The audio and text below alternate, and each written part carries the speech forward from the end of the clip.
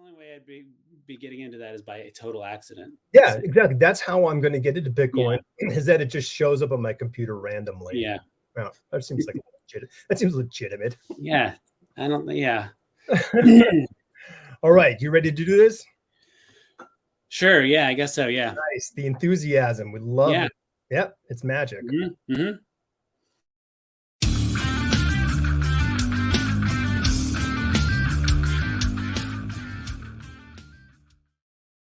Now that was an impressive beginning, huh? Wouldn't you say? Yeah. All right. Welcome to the Big Story Podcast. I'm Alex, and today we have Dustin Weaver with us. Me, the two of us are we technically. So I'm gonna stick with that. So I have myself here too. yeah, you, yourself, and I. Yes. How you doing, man? Good.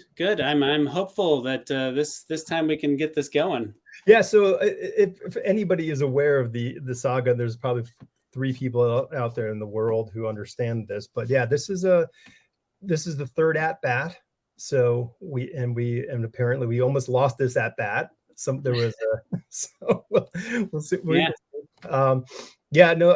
I was recording with somebody and I hadn't plugged my computer in, and it just stopped. Like I'm in the middle of talking to someone. Thankfully, the system just keeps it going, so I was able to plug in. Excuse me. Okay.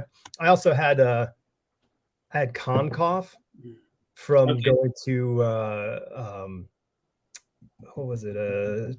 To Heroes Con, and I remember talking to someone like a week later, like that week I got back and I had to record with somebody, and I just had these terrible. Oh, it was Tom Mueller, and I had these terrible coughing fits, so I had to like edit like these huge like 5-minute hacking fests out. So yeah. I record a little sort of podcast thing that I put on my Patreon, and I edit so much. Yeah, I try not to, because I'm like, because it's a rabbit hole. Like I would end up getting really crazy in it. And there was a visual thing here, like doesn't make sense. But I'll tell you, man, like the numbers bear out, like more people listen than watch.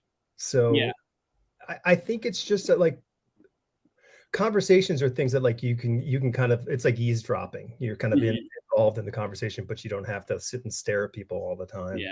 And that you were saying about like the not talking thing, like it's so funny, like if you don't talk for a while, like your voice just doesn't come.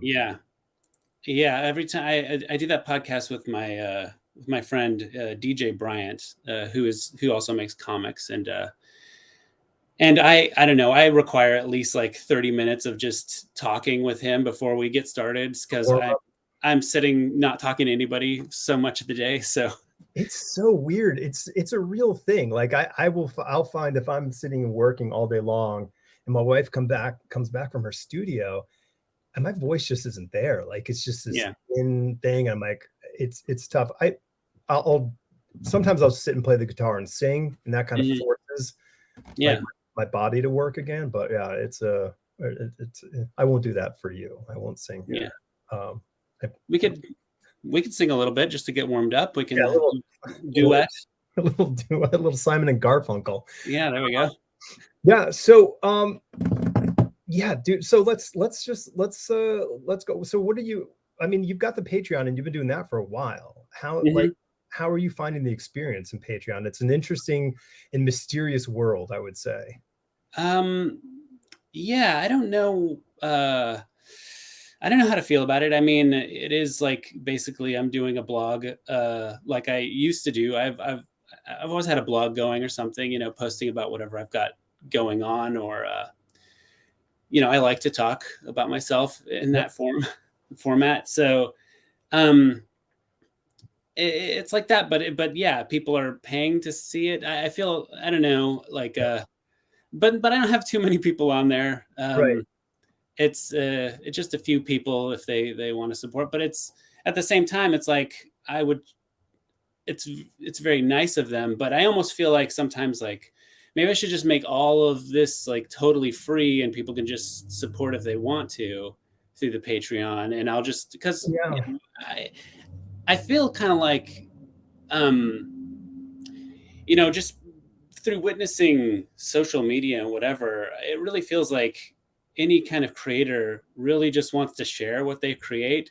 Yeah. The money aspect is like this, It's a dirty thing.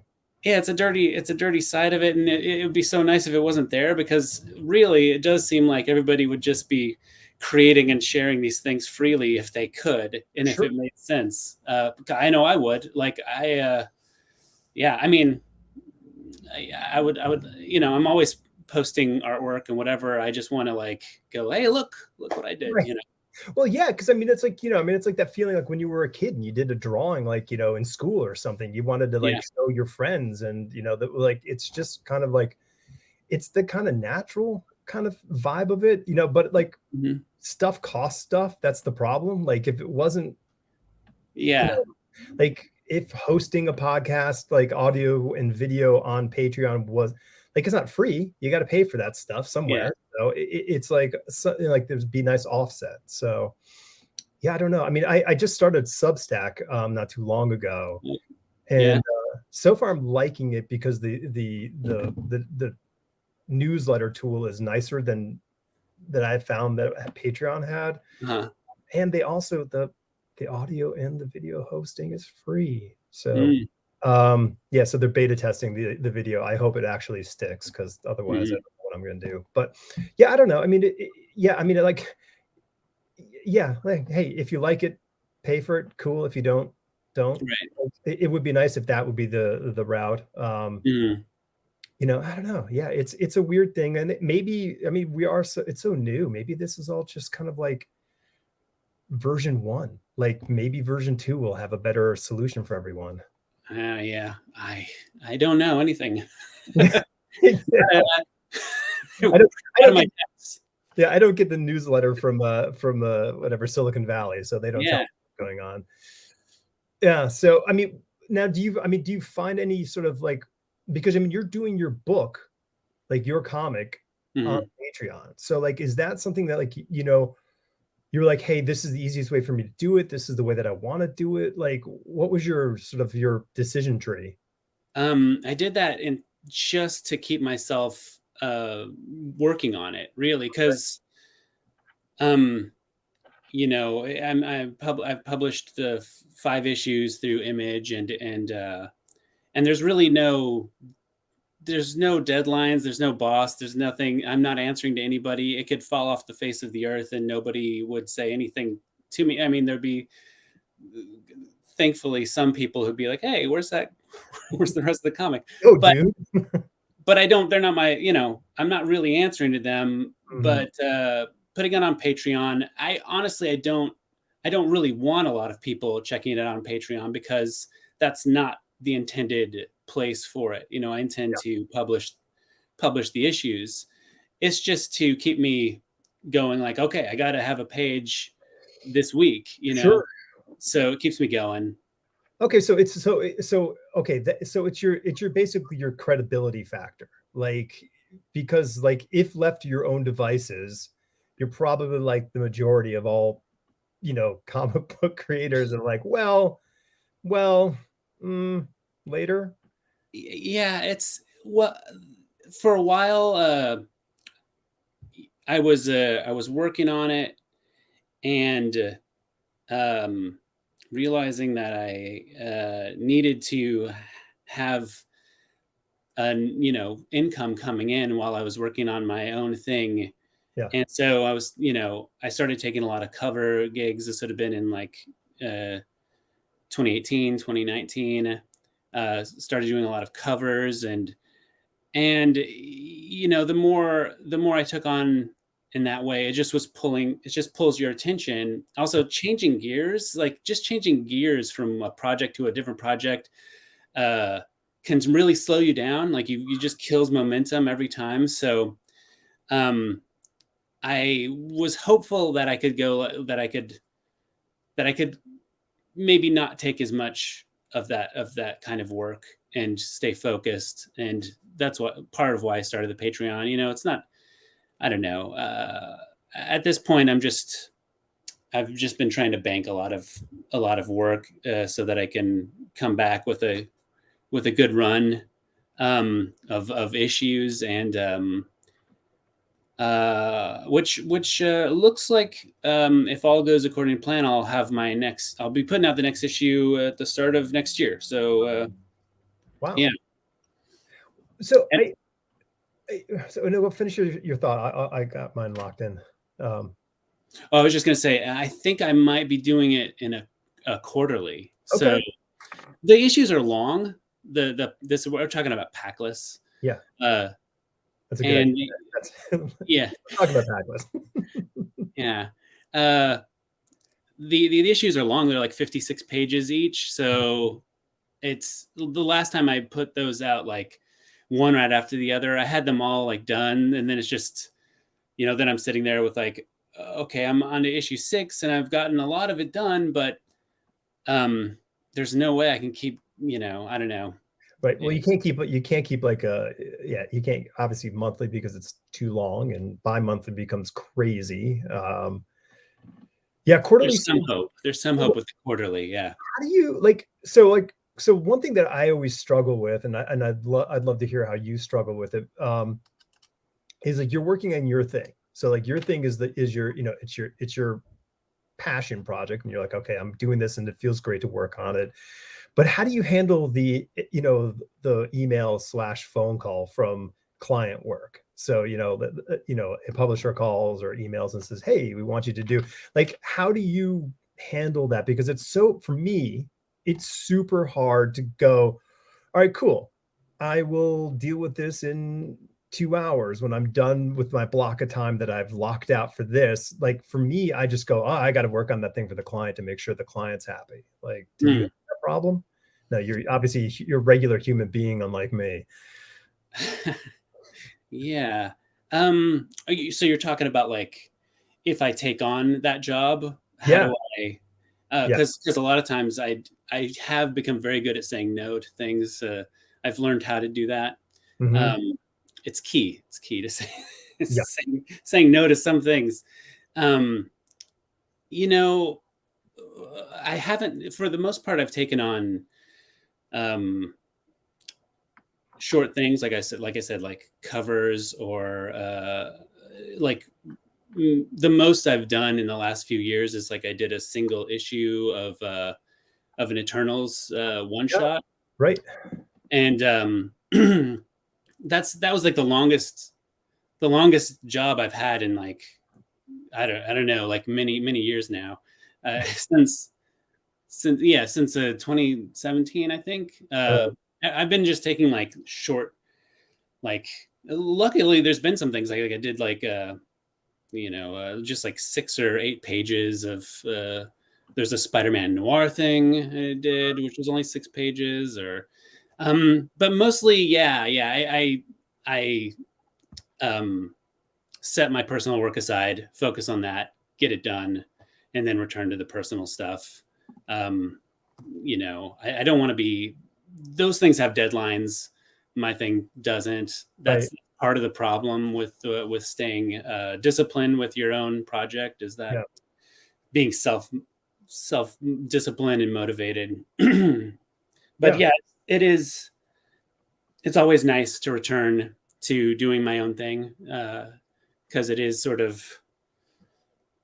just pleasing myself, especially at this point. I've been just like slowly working on it over years, and nobody's seeing any of it really, except for like a handful of people on Patreon, and they don't say anything to me. Like I don't get like a lot of I don't get like a lot of feedback. It's just going out to like a handful of people. I'm like, okay, so it is sort of like just creating in a vacuum. So it really is like, $5, so that should be all the thanks you need. yeah, Right? exactly. I can't expect any more than that. So yeah, I mean, it really is just a matter of like going, like, pleasing yourself, making, like, I'm happy to create things and go like, oh, I like this. Totally. Yeah. No, I mean, that makes complete sense to me. Um,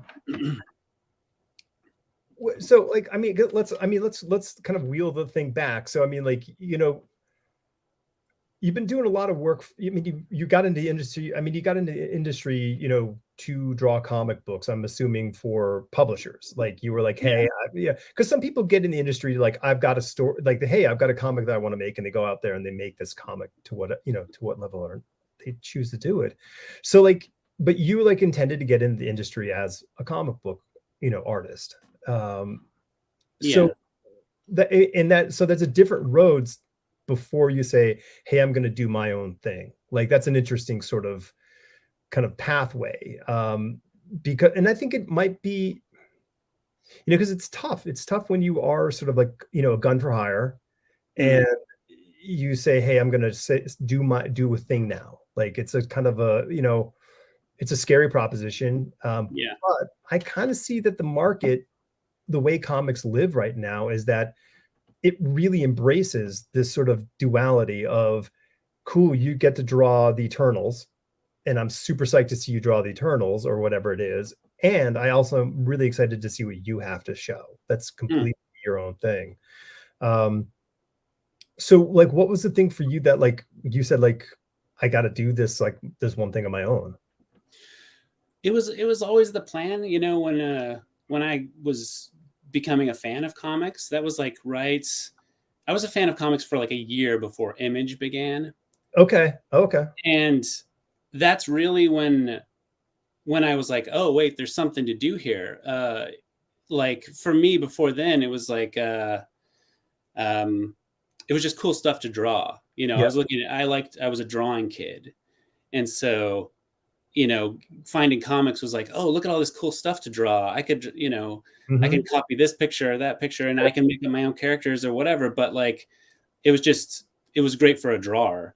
Yeah. And then Image comes along, and I'm like, oh, okay, this is like a place where you can actually make your own things and do your own thing. But for me, that was like the model. I was like, okay, so you pay your dues. You get into the industry, you become the number one comic book artist in the world, and then you start your own thing. Right.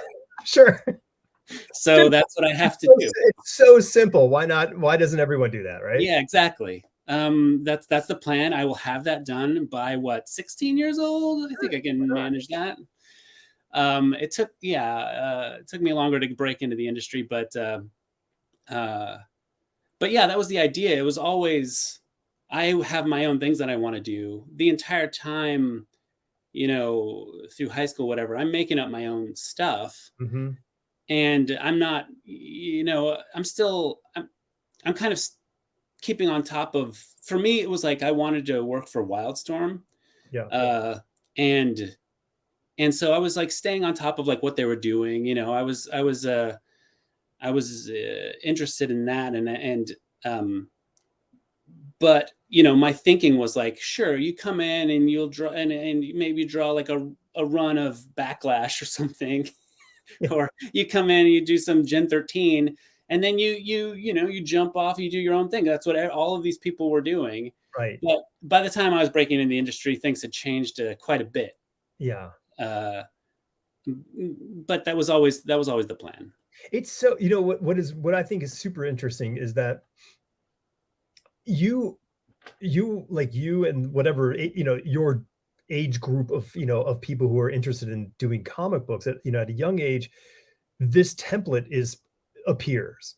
Yeah, Now, previous to that, like the template was really, really different. It yeah, was either you were way outside of whatever Marvel and DC were publishing. mhm, So clearly you weren't going to get work there. And it's not to say that that was lesser work. I mean, no one's going to say Usagi Yojimbo is lesser work than yeah, anything else. It's freaking amazing, but he wasn't going to be drawing, the X-Men. That's how yeah, it goes.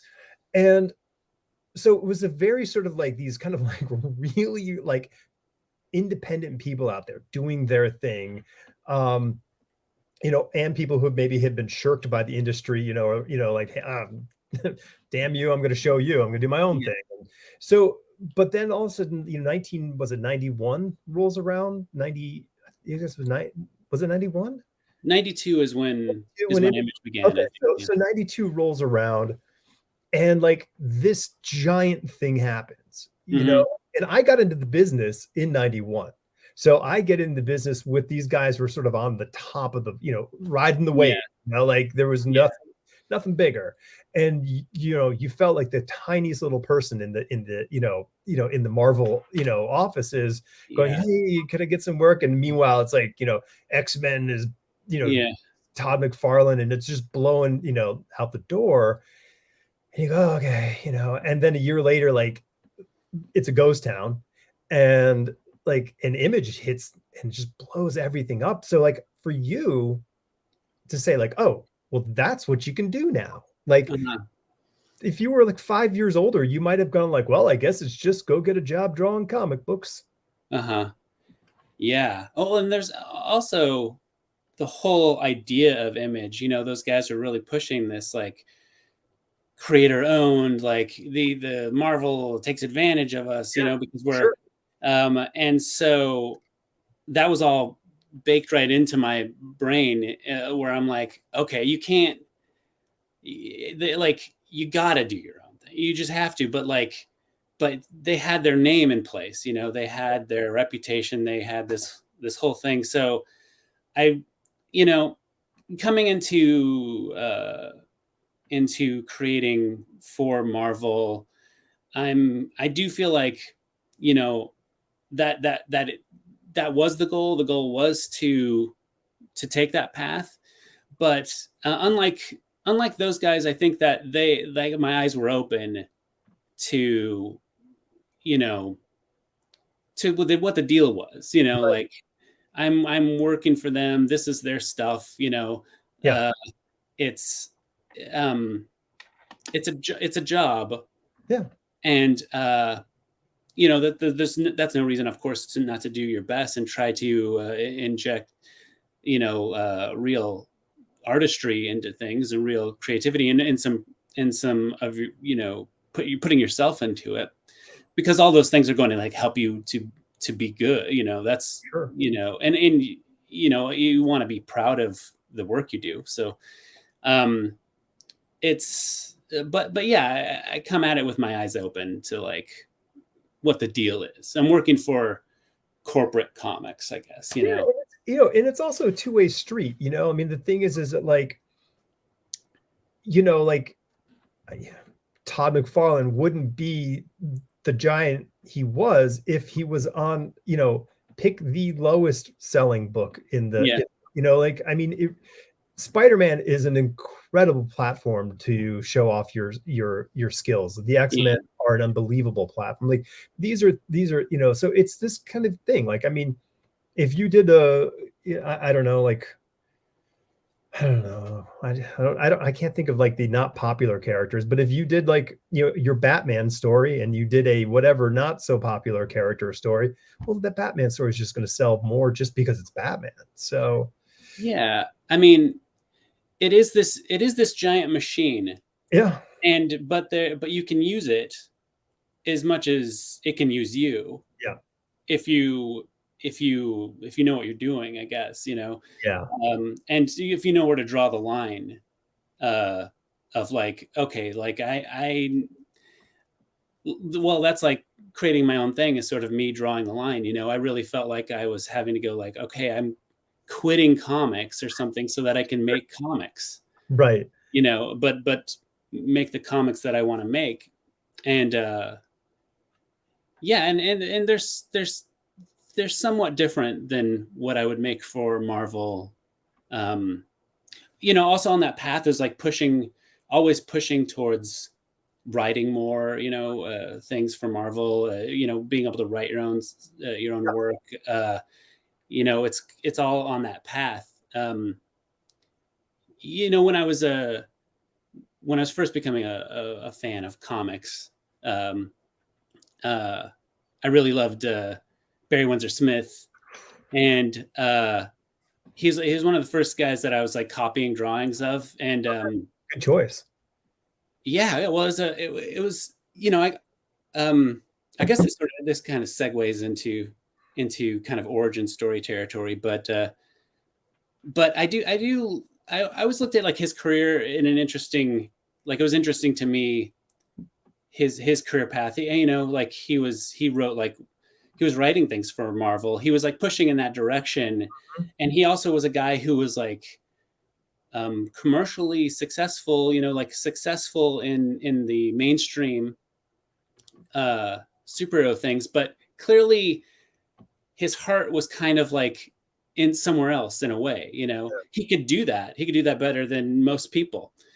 But he had like a different interest, and he did his own anthology book in the 90s with a storyteller.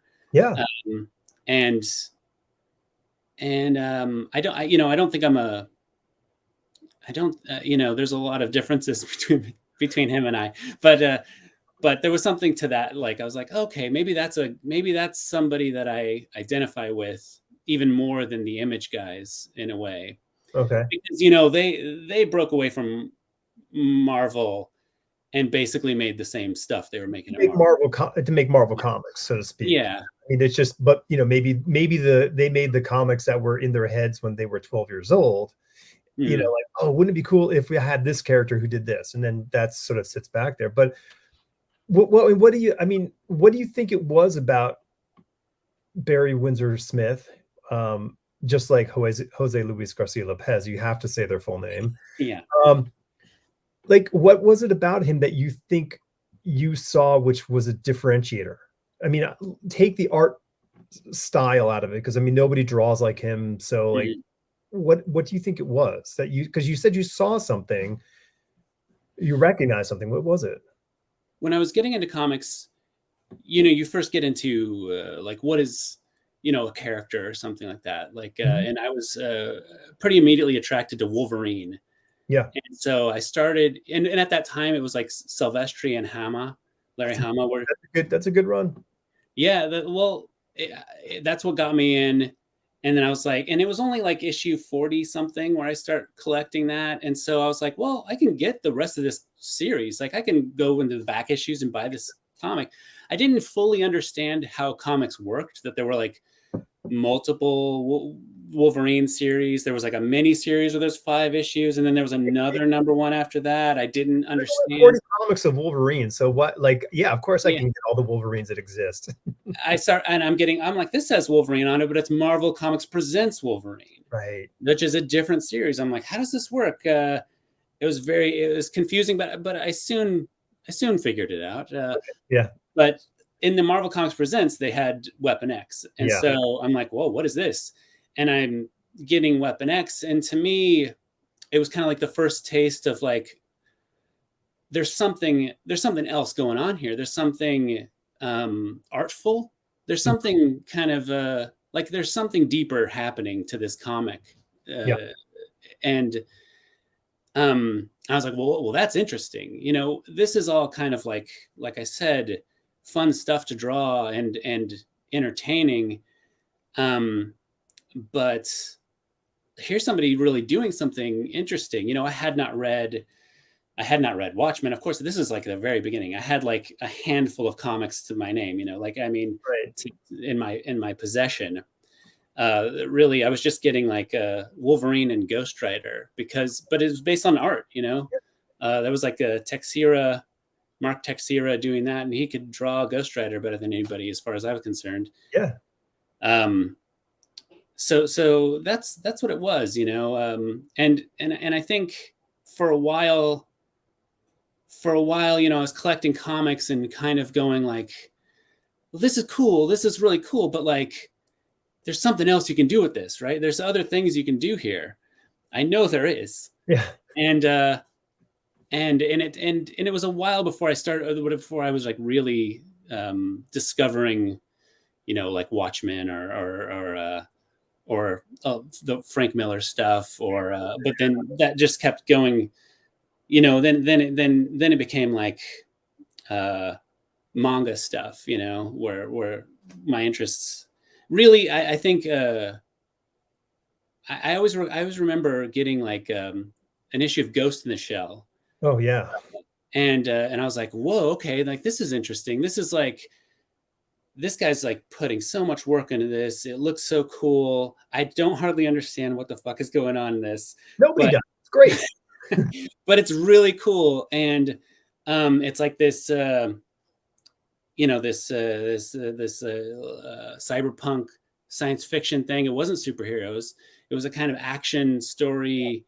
It had some sort of deeper philosophical levels to it that I couldn't quite wrap my head around. But I was like, okay, this is kind of what I want out of comics. And then I discovered Akira, and I Right. was like, oh well, this is what I want out of comics. Yeah. Now I've discovered it, and it changed everything. But that was, I guess that would have been like '96 or something when I was on that path. Okay. Yeah. No, Ghost in the Shell, you know, Shiro's work is like the high watermark for me in so many ways.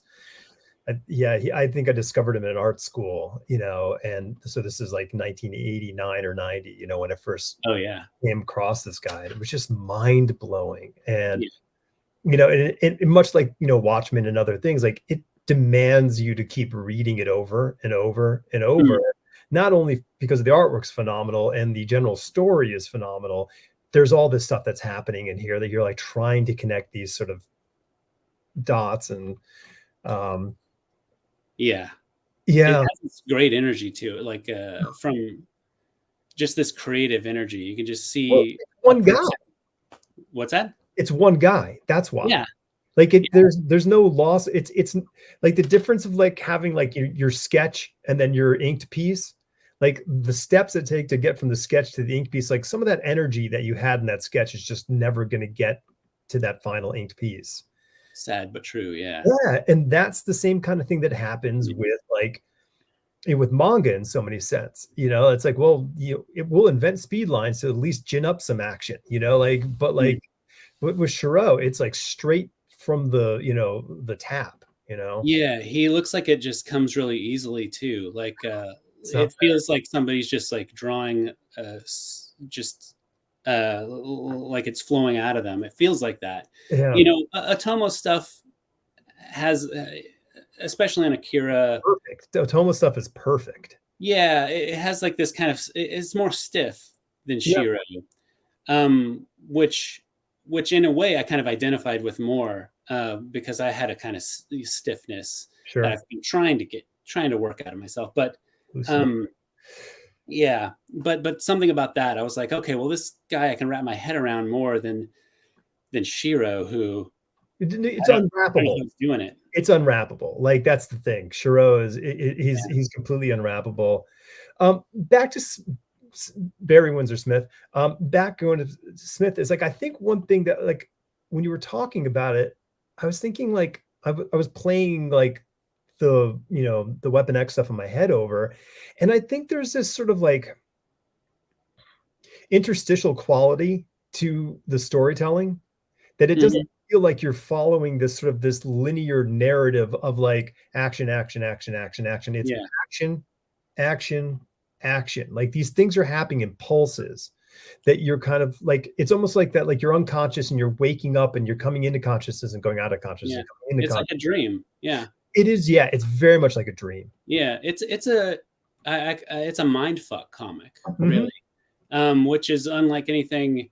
It's a kind of genre of story that I am attracted to, where what is really going on is a little mysterious. Is the reality you're seeing really happening? Is this had that element to it, and I hadn't seen anything like that in a comic book before. At that time, I hadn't even seen that in many movies. Because I was still pretty young. I guess I was just like 12, 11 or 12. Which is about the time that I was started buying comics. So, uh, Yeah. which I don't know if that's late for people. People go like, "Oh, when I was a kid, I liked this comic," and I'm like, Yeah. When you say kid, what do you mean? Were you like five Right. or?" Right. Well, it's funny. I mean, like, I would say like in regards to mainstream comic artists that I know, Mhm, I would say 12 is a little late on mhm. that run. Right. Because we all have this like, oh, I remember when this comic came out, and they're talking about when they were 6, 7, 8 years old. Mhm, And mhm. and it's this kind of thing. By the time you're 12, you've already ingested, like 8 years of comic books of Yeah. like, oh my gosh, and then you're like, this is what I love. And then you have the opportunity to kind of like have some more of a mature eye to, sort of, take it on. Mhm. So, so it speaks to your, so obviously your ability to uh, interpret the visual, medium, to be able to start at that point, to be able to get where you ended up with sort of like, oh, wait, we're running a race. Oh, I guess I should start running, and then you're like, start running after the group that's taken off already. I mean, like I said, I was a drawing kid. Yeah. I came to comics as an artist. Okay. I had, and I was pretty good at looking at things and drawing what I saw. Which I do attribute like much earlier, like when I was like pretty young, I was drawing some guy with like he had like a button down shirt or something. And my dad, he had some art training a little bit. I showed it to him. I'm like, hey, check this out. And he's like, oh, that's good. That's pretty good. But like, maybe like draw what you really see. Like, and he like sat there and modeled for me. He had like a shirt on. He's like, really draw it. Like, forget like what you think it looks like and just draw what it looks like. Yeah. And it was like to change my brain. And that was like the only art lesson that I ever needed or something, was Amazing. just draw what it really is. Like, Right. and I sat there, and I think it was kind of a mess. Like, I couldn't, there's a lot of details, but I didn't have like the full Sure. form in place, but it set me off on a new direction. And I think that by the time I was getting into comics, it was because I changed schools. I moved to a new school, and there was just a group of kids there who liked comics. And I'm like, oh, okay. Like, you guys like comics, huh? Well, I'm a drawing kid. This is, There you go. this is what I do. I can look at this stuff, but at that time too, those Marvel trading cards were coming out. So that was like a real good gateway into it. Like, Sure. I could look at these cards and go, okay, well, now I understand who this character is. I think I might want to read something about, read one of those comics. I never thought about that. No, I just rolled my eyes looking at the trading cards because I was already. Yeah. So, yeah. Yeah. But I get it. Like, what a great sales tool. These things look cool and information.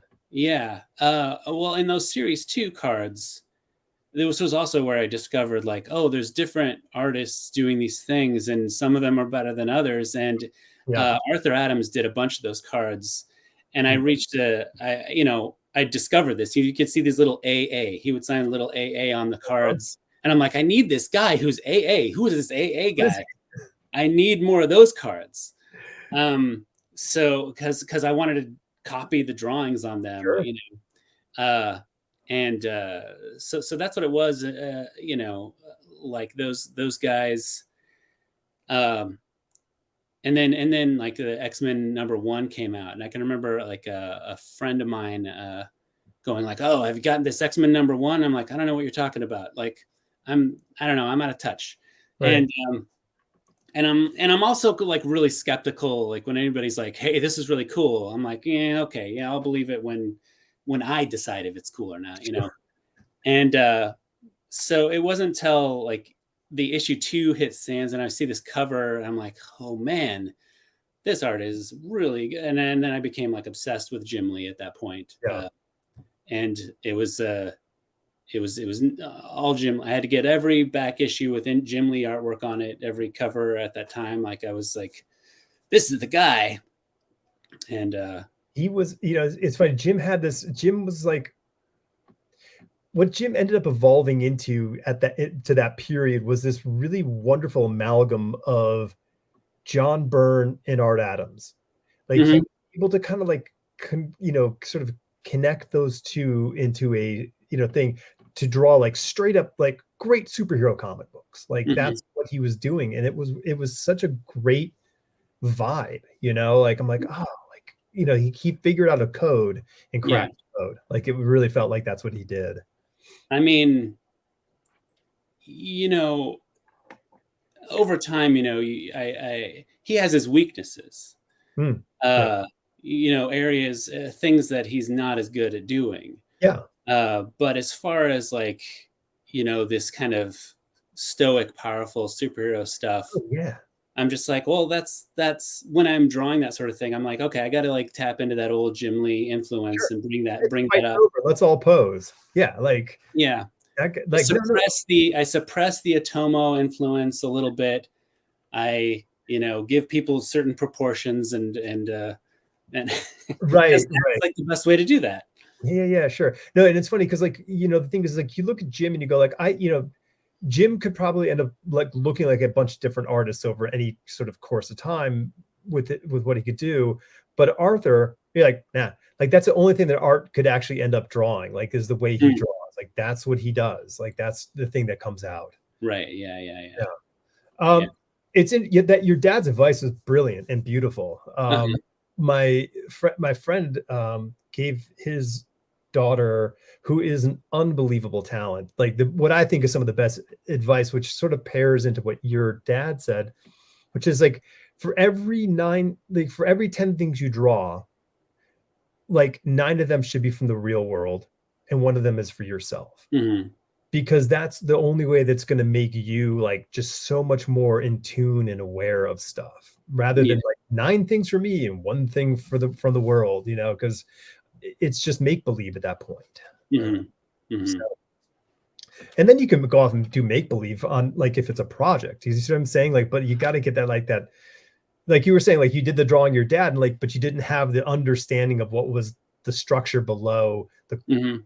the below the shirt. So it just was like, I don't know why is this button out of place? Right. Because you were so focused on drawing the pocket, and next thing you know, the button's all the way over here. It's that kind of stuff. Right.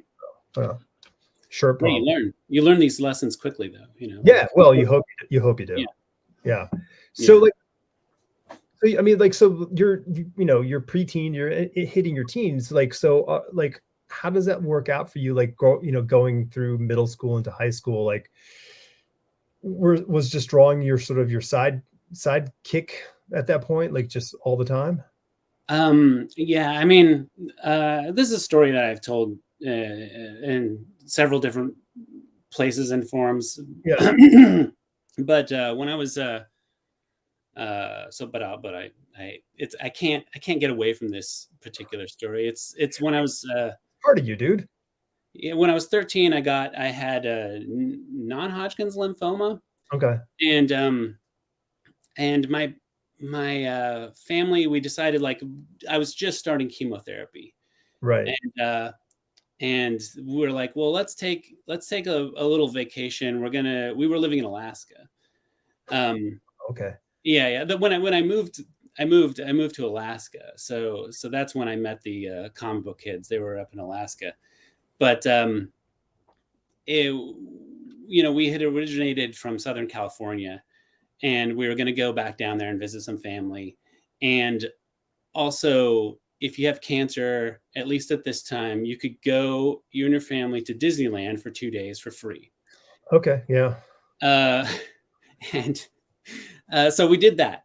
But my dad was, making the arrangements, talking to the Disneyland people, and the lady that he's talking to on the phone had interned as a receptionist at what was Homage Studios. Okay. Yeah.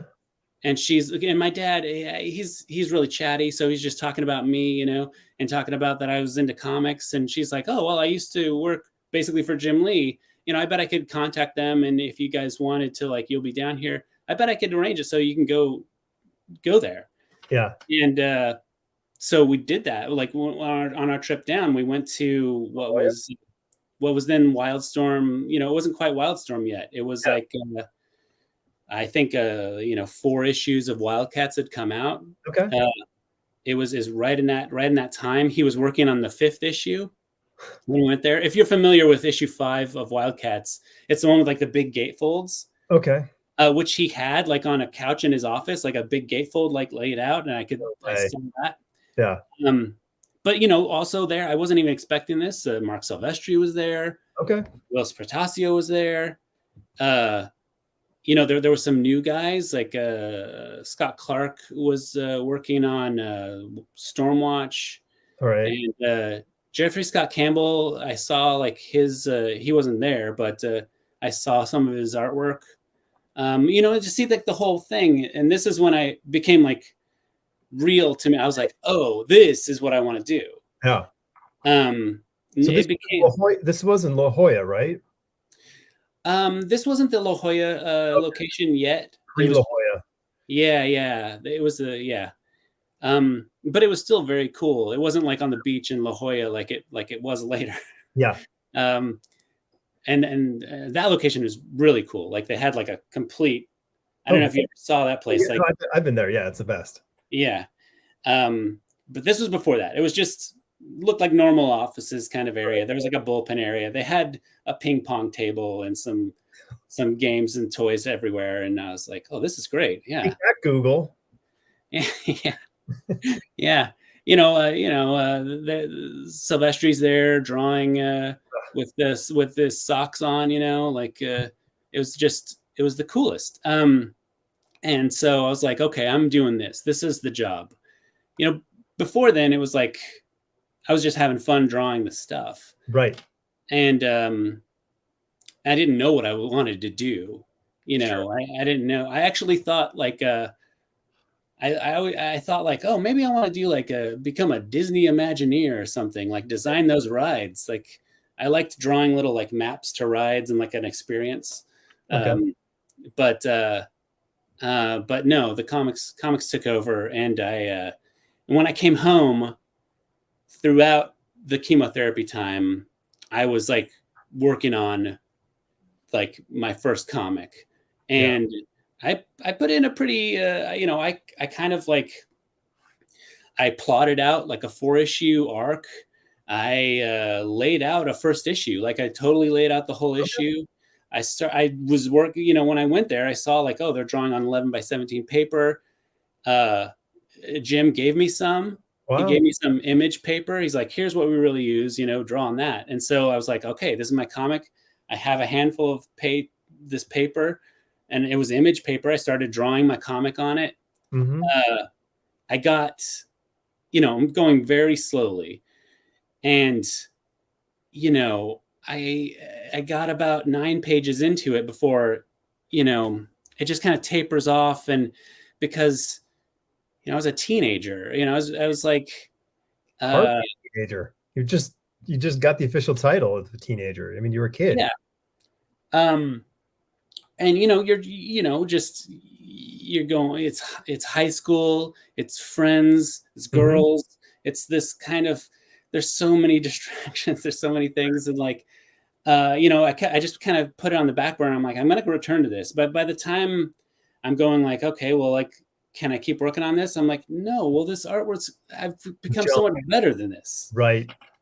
And so it just got put on the back burner sort of permanently. It is sort of still gnawing on the back of my mind. Like, oh, you have this project, you got to return to that. Well, it's so funny. Like there's this thing, like, I mean, I made this term like loose ends, like years ago. And like, I think every creative person has these things because we're really good at starting and generating ideas and making stuff. Mm-hmm. It's the finishing things that becomes a little problematic at times. Sure, it's tough. Did you, so like, like, so it's like, so my wife had cancer as a child. And like, so it was a real, it's an interesting thing to experience, her life, through her eyes in that respect. And like, one thing, like she like, and I kind of hear it in your voice, is that there was no question in your mind of anything. You're like, oh, well, this is what I want to do. If I beat cancer, like kids apparently just don't seem to have this kind of like, she had a terrible like thing. Yeah. But like for her, there was no question of like, there wasn't a sort of ever a thought in her mind. She says like, I never thought about anything else, but like, I guess I'm sick and I won't be sick, once I do what I'm supposed to do or do the thing. Yeah. Yeah. It is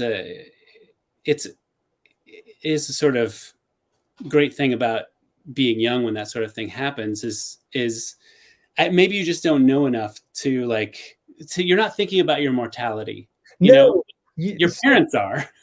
yeah, but the you know the interesting thing is that like, and you know, and if for you might be similar, is that having faced that and being able to look at that, Mhm. and you go like, there is this sense of like, a you don't see much of a barrier in things. You know, you're like, oh, I can do that. You Mm. know, because like you're like, it can't be, you know, my friend used to say like, well, it's not like they're going to shoot you in the face, like, because that's Right. always, that could be the worst thing that could happen to you.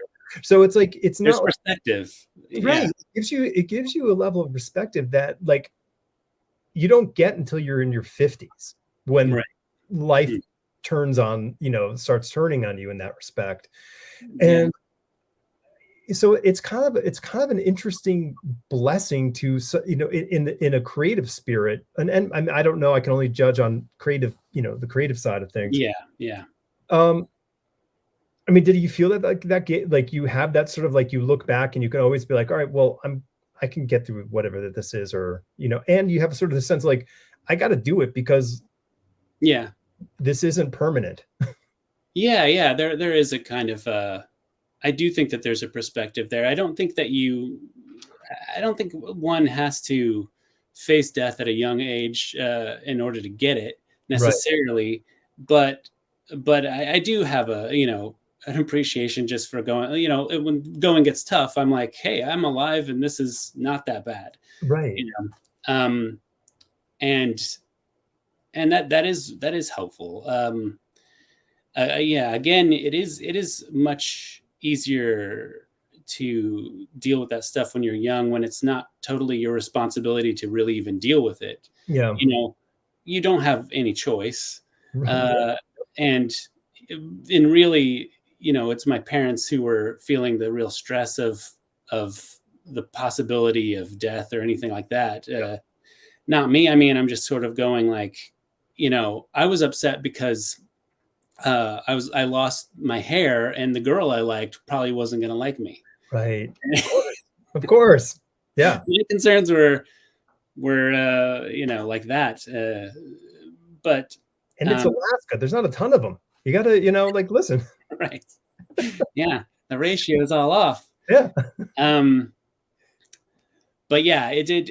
I was another thing about it is sort of isolating, um, Right. and um, I think that there's something to like, a lot of people that are artists or creative people, I think have a kind of sense of being outside of what everybody else is doing, or this kind of separate in some way. Like observing it from the outside a little bit, and there is something to that where when you get sick and you see, I don't know, how the world reacts to that, or you know, there was a teacher who had a lot of students like write me like letters. So Yeah. I got like this stack of letters. You still have them too? I don't personally have them. Maybe my She'll parents pull them out do. like every 10 years. She'll be like, I got to get rid of stuff. And she'll go through like boxes and then pull them out. And they're like all the letters from the kids in the class. Oh yeah, And she's like, I can't get rid of them. Like, I don't know how you could. Like, it's a weird, you know? it is weird, but some of these kids I didn't have like great relationships Oh, with. she's like, Some of this them were like, asshole to me. Like this yeah, person, like, exactly. yeah. So you're just like, wow, look at all these phonies, all these Like, like what's phonies. it? Look at all this disingenuous writing. Yeah. Yeah. It made me feel very strange, Yeah. and go like, oh man, I'm, I don't know. So you just end up sitting at home being sick and going like, okay, you know what? I don't need them. I don't know. Like, Did you, so like two things. I'm blanking on her name. There's the woman from Saturday Night Live. She had, I think she had non-Hodgkin's as a like a teenager. And she has a show. I think it's called like I Like That for You. It's on one hmm, of the thousand streaming channels. yeah. And it's about, basically about her sort of like as a kid, you know, that like, because like she like loved the attention that she got from it. So she would like, Oh, so like it was an interesting thing. So like when she got up, when she finished high school and then went up to college, she didn't understand why everyone didn't treat her like royalty in college. You know, mhm. interesting sort of, you know, thing for someone. Um, but the other thing was, as you were saying, that isolation thing is that it reminds me of um, what Adam Hughes said when he was like first really getting into drawing comic books. He ended up getting mono, and he was stuck in bed for like 3 months or whatever it was, and all he did was sit on his bed and draw. And Yeah. he's like, that time from what I drew, how I drew from when I first got in that bed to when I left that bed was a completely different, you know, I was a Mhm. different person. So you know, like you did all the, like you actually had projects in your mind, like you were working on something, you know, Yeah. like had like this, I mean, probably far more than any other 13-year-old kid was doing at the time. Yeah, yeah, maybe it's but yeah, it ties back into that, like what I've been going through, where it's just creating an isolation Mhm. and pleasing yourself. It is a key. It's learning how to be alone and make things that make you happy. Yeah. Uh, feels so essential to actually creating things at all. Because if you're doing it for this outside validation, well, that's not always going to come, Mhm. and and it's yeah, it's just unreliable, and you're gonna fail. I think. I don't No, know. well, yeah, I mean, yeah, lightning striking could happen, but yeah, I think you're right. I mean, I think that motivation, that sort of that, you know, whatever it, on a cabin by the lake, by Mhm. yourself, Mahler, like Mahler would, compose the symphonies, Right. at the edge of a lake. Um, and I think that's kind of a thing, like where, yeah, I mean, yeah, I mean, I like to go to a coffee shop and write, but to be honest, I want to just be alone and, you know, plunge Hmm. away. Hmm. Yeah, no, I think that's, I mean, so maybe it's sort of you were inoculated to that experience and had to adapt to it. Yeah. Yeah. It was. I wouldn't change a thing. No, well, if you could, I wouldn't recommend doing it. I would recommend maybe, like doing things that are way more profitable, like buying Apple stock. That's the one thing I would change. The fact that I wasn't investing in Apple back then. I know. What were you thinking? Yeah. Uh, so how did like so how was it getting how was it for you getting into business? So I mean now like I'm guessing this has got to be early 2000 to or late 90s, early 2000s. I I had to get out of Alaska for starters. Another Uh, big comic industry up there, I hear. I don't think, yeah, there wasn't anything going on. There were no, there was one small convention that happened, and Did you go? I did, and Was Tim there? Sale was there. Tim Sale was there. Holy sh! Yeah, Tim Sale was there. Right on. Um, so I showed him. I had like some drawings or whatever. He's like, "Oh, cool," Uh, um, but yeah, yeah. So as soon as I was out of high school, I ended up moving, but it was a whole thing. My parents got divorced, and my dad and I and my little brother, we moved down to Southern California, Okay. back from whence we originated. Hmm. And so I went to like my first Comic Con San Diego in '97, Hmm. and I took my drawings to just Wildstorm. I just took them to Wildstorm. I'm like, this was the goal the whole time. I'm coming back to Wildstorm after all these years. Yep. Um, Returned.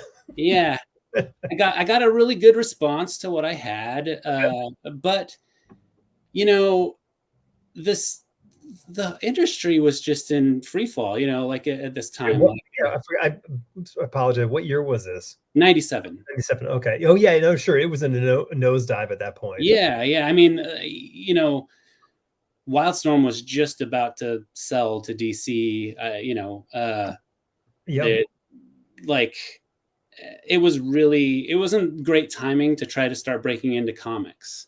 Yeah. And but I got you know, it was a really good response, but then you know, you get a business card and it's like, send me some more stuff, you know, and so I did. I turned right. I just started working on some stuff. But again, like in my mind, I was like, well, I'm gonna start creating a comic. Like I'm gonna create my own thing.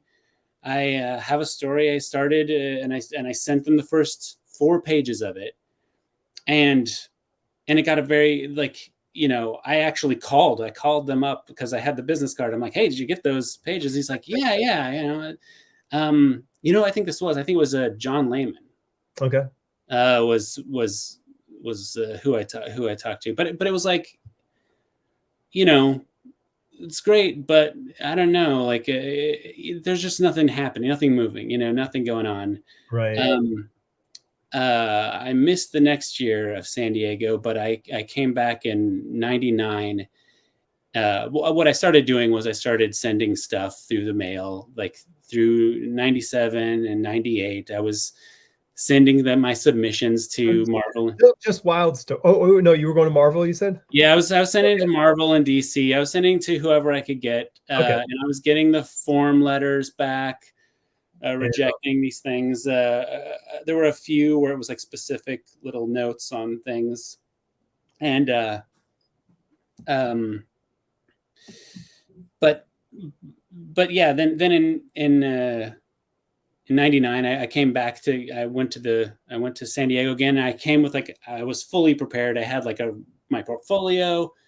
I had, you know, I was looking at all of the portfolio reviews. Mm-hmm. I went to all of them. I spent my whole time just showing my work to portfolio reviews. If not then I would go to Artist Alley and I would go to artists that I like and show them and get some feedback from them. The review, like I was getting great responses. It was very encouraging. Yeah. But nothing was moving, nothing was happening. Oh, Nobody yeah. had any work. And you know, I'd show stuff to a company and be like, this is really good. Like, what are other people telling you? And I'm like, what do you like? They're saying the same thing you're saying. Like, Yeah. you know, everybody was like, you should be getting work, but not from me. I don't have any. Because I don't have anything for you. Right. Yeah.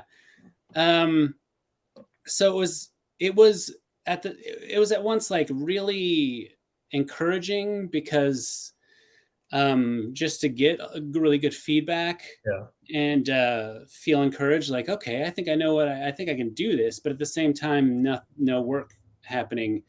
I feel like this whole period of time, I mean, it was a few years. I didn't. The first thing that happened was, you know, I would go each year and show my stuff to Dark Horse, and it was Chris Warner, Okay. who's an artist, you know. Yeah.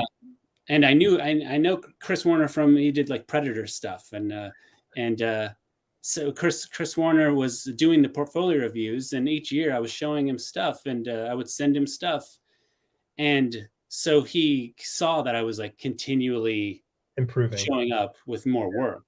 You know, I was not just, it wasn't the same portfolio. I was being productive, and he eventually was like, I guess they did like a Dark Horse Bible where they just needed some artwork to go with some property concepts. Oh, all right. And I don't, you know, it wasn't even for publication, but he let me draw a couple of those. It was like, I don't know, $100 each for each one. And that was like the first check that I got was like from Dark Horse for like $200. And I was like, yes, I did it. it's not even being published. Right. It's an internal document. Woo! Yeah. Yeah. But it was exciting. Okay. And but then it wasn't, I was pretty low tech, like as far as like, I barely had a computer, you know, much less like a scanner. I wasn't putting stuff online. But in Well, so this has got to be about 2001-ish. yeah, and like in 2002, I got a scanner. Okay, so yeah, I mean, and that's pretty early. I mean, that's early stages, you know, like of like, you know, the internet of, you know. Yeah. I mean, I'm sure there were definitely some forums, I think, back then. Right. Yeah. Yeah. I mean, you know, there were some, what was it back then? It was like MSN groups or something. Sure. Yahoo groups, Yahoo MSN groups. groups, Yeah. AOL groups, like all that kind of stuff. Like the big platforms definitely had something that people could go find Yeah. to do. It was one of these groups that I was watching because it was an artist group, and just Skulking about. yeah, well, yeah, like these artists were they posting their stuff and sharing, Right. you know, and talking to one another, and then I got a scanner and I could finally start scanning stuff and putting it in there. And the guy running this group was Richard Friend. Oh yeah, the inker. Yes, Yeah. yeah, he was running the group, and uh, he showed what I was posting on there to Jim Lee, Okay. basically. And I got like a message from Rich, uh, like saying like, "Hey, I showed your stuff to some people here at Wildstorm. I think they might want to like give you a call. Like, what's your number?" And I was like, "Okay, sure." Uh, and Jim Lee called me. Nice. It was one of those experiences where you're like, "Is this really Jim Lee? Is somebody pranking me?" um, and he was asking if I was interested in like an internship Okay.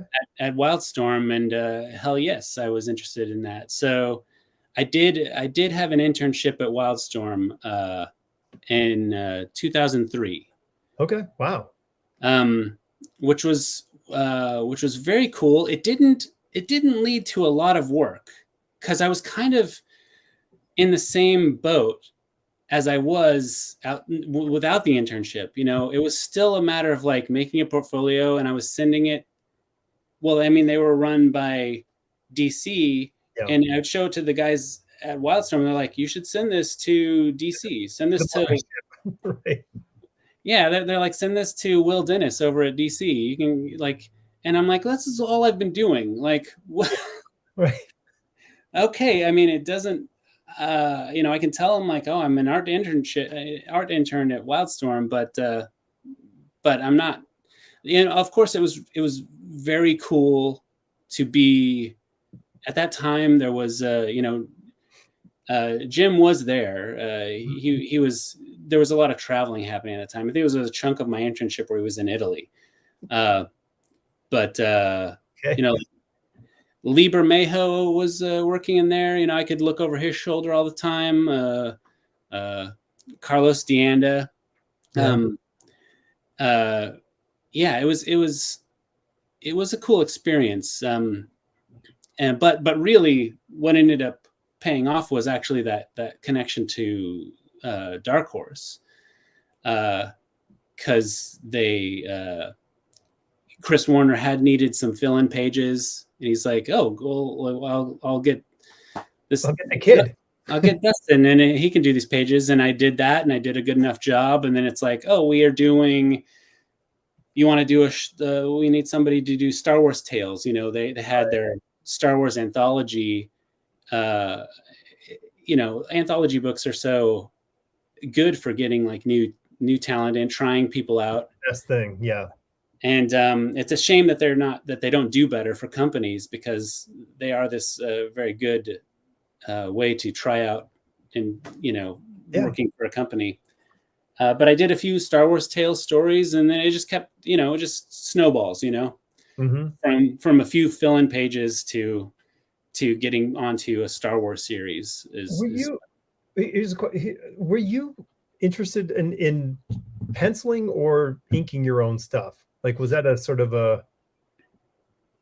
Initially I was just interested in penciling. You know, I was really just looking at those image guys. They were like the models for what to do. I figured, oh, you'll just find like a Scott Williams. Sure. Yeah. And, No, dude. It's so like I kick myself. I had really good relations with people who became really big writers, but all I was doing was looking for an inker.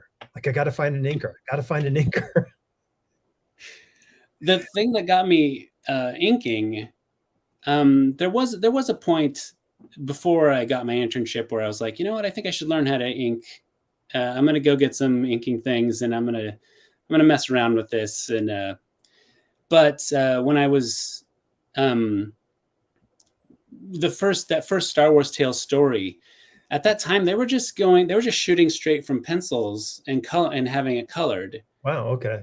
And they were like, that's what we want to do. Well, you know, a lot of the artists were doing that at the time for that book. And I was like, well, no, I don't like the look of it.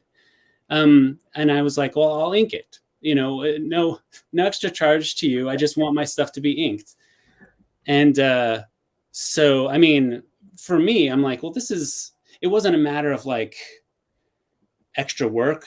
It was a matter of like, well, I want my stuff to look the best. Right. You know, and I, you know, I didn't want to put work out that I was like, well, this is compromised. It's not the way that I would want it. So I put a lot of work into those first stories. In fact, I didn't just ink them. I did like this whole marker gray tone thing with them too, because I wanted to control even what the colorists could do. Yeah, sure. I was, no, dude, like, I think, I don't know, like I had the same sort of instinct. Like my first two projects I ever did the penciling for, I colored because I'm like, I gotta, like, I was so concerned about what the final result of whatever the piece was going to be. Like, can I color the pages? And they're like, yeah, sure. Yeah. Like they didn't care. Yeah. Yeah. I never intended to ink or color or do everything. But, you know, when you start getting work and you see what colorists do, they can be great, but yeah, sure. It's not quite what you would do, you know? Right. And doing all that like marker toning stuff was like kind of the first step towards learning to color, even because my earliest like attempts at coloring, I was just sort of taking marker stuff that I did, scanning it and sort of colorizing it. Okay. And I like sort of slowly learned how Photoshop worked in the most simple way. And but yeah, I didn't have any intention on coloring, but you know, when you're like, oh, I want this to look a certain way, and as good as anybody can be, they don't see what's in your head. So you just have to do things yourself eventually if you want it done the way that you want it done. Yeah. So. And that's, you know, and that's sort of that trade-off, that creative trade-off. Like you can like, because like, you know, you're just keeping, you know, Jim as an example, is that like these guys develop a shorthand of drawing. Like you look at the pencils don't look like an inked piece of artwork, you know, but like I would try to make my pencils as close to an inked piece of artwork because I wanted to make sure the inker was going to stick to the, you know, to the game plan. I did the same thing until I was working at I was interning at Wildstorm, and every day I was seeing Jim Lee's pencils, and they were so loose and so like they look really cool. And I was like, oh well, okay, so that's what you do, and like you can go a lot faster that way. So when I first got a job at Marvel, they're like, you know, we want to get you an inker, because I don't know why they didn't trust me to ink my own thing or something. I don't know what the deal was. I had been inking my own stuff at Dark Horse, but they're like, we're gonna give you an inker, and so I was like, okay. So I penciled it like I was like those Jim Lee pages, like I was gonna hand it off to Scott Williams or something who I could trust, and yeah, you get a lot of. It's like, okay, that's not quite what I was thinking. Like the language of those lines isn't right, you know. Like I'm thinking more of a Mobius line there, and you're doing a different kind of line there. You know, you have to build that relationship. For sure. Yeah, it's super tough. Speaking of, when did Mobius come into the picture for you?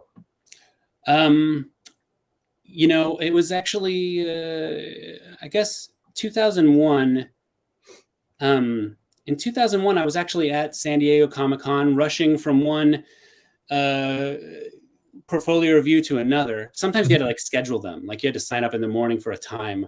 And so I'm rushing from one place to another with my portfolio, and something caught my eye on this table, and it was they were putting out it was like, maybe it was like a humanoids booth or something, but they had the Metabarons, which was Juan Jimenez.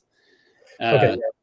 And they had 6 issues of the Metabarons out on the table, and I was just stopped in my tracks. I'm like, what is this? I'm flipping through this. I'm like, okay, I'm buying all of these issues. Like, I want this. And at the very start of issue 1, they have Metabarons was originally going to be drawn by Mobius. Right. And the first they show you the Mobius pages that he did, and then they show you what Juan Jimenez did, and he basically follows Mobius's pages like a layout for a couple pages. But I had heard Mobius. I knew who Mobius was. Right. I had heard him brought up by other artists, in interviews, and the name had been around, and I was like, well, this is the first time I was really looking at it.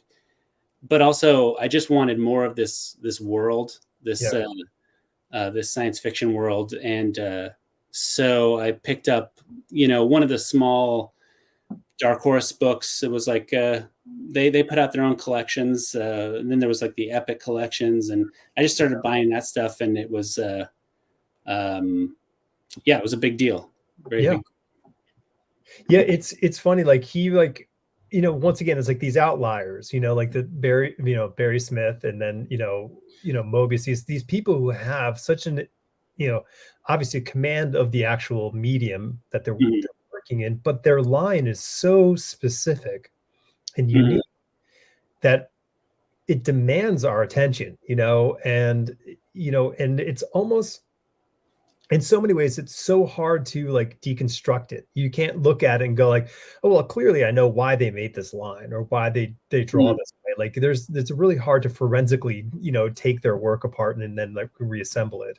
Yeah. But like when I've seen, looking at your work, I feel there's so much great sort of like spatial usage, like Mobius employs in his work, that like I've seen you employ into your work. So that's a compliment. So speaking of compliments, dude, like anytime I've mentioned like your name to people, they're like, oh, tell him I said hi. So like Mark Lamming, he's like, tell him I said hello. Like, I'm a huge fan of his work. I'm like, well, I will. So. He's always nice to me on Twitter. So. He's great. Yeah. He's like the nicest guy on Twitter. Yeah. He's a sweethart. Every time he says something nice, I'm like, I should be nicer to other artists on Twitter. We should all be like that nice. Imagine if everyone was that nice on Twitter. It'd be a really lovely place. But I'm not. I'm you're competitive. You're a dick. Yeah. No, I think it's funny because when I think I first saw like some of the like just some of the work you were doing in Paklis, I'm like, God damn, like this it feels like I'm reading some sort of like lost not that it looks just like Mobius, but it felt like a lost Mobius like sort of story, like that's where it fell in my heart. Is science fiction like the jam for you? Like for me, like science fiction is my like desert island, like I think so. I like to think that I have a wide variety of interests, but it does kind of focus around science fiction. A lot of the ideas that I get. Yeah. Actually in high school though, when I was in the kind of like period where there's that first project that I had, and then it just kind of like it just became like I was always prolific. I was always drawing, but it was just like ideas, or I would draw like anything that I came across and I liked. I would draw those characters, just sort of fan art on things. That's how I expressed like what I liked.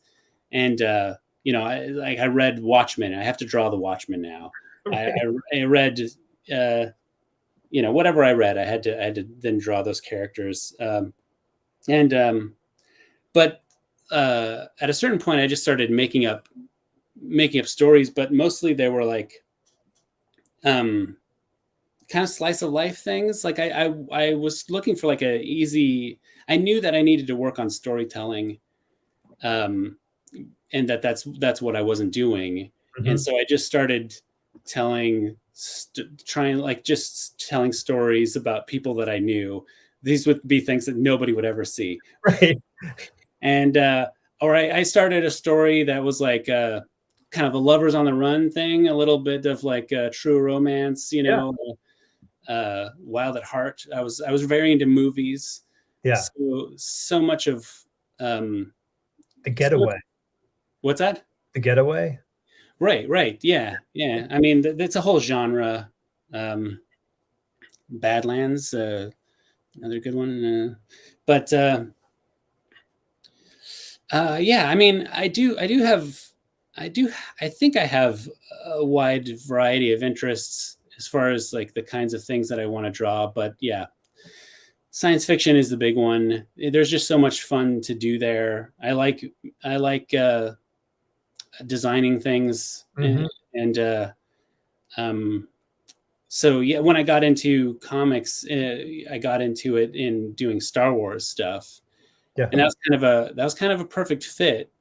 Um, and it was right, it was right in the midst of like those The prequels, the prequels coming out, and so which I had so much great design work in that. there really is. Yeah. Those art books are amazing. Like Was it Doug Chang? yeah, a lot of his stuff in there. Unbelievably good. Yes, yeah. And but I had a lot of ideas and opinions about, oh, this is how you do Star Wars. This this isn't this is wrong. This is right. I was like, you know, because of because of that, Sure. those movies coming out. As good as that artwork is, I had a lot of criticisms at the same time. But Right. so getting hired on to doing Star Wars, I was like, oh, this is great. I have a chance to kind of To write the ship, I can fix it all. yeah, yeah. Well, yeah. I mean, I'm like, well, I'm not writing this, so I can't Right. really fix it.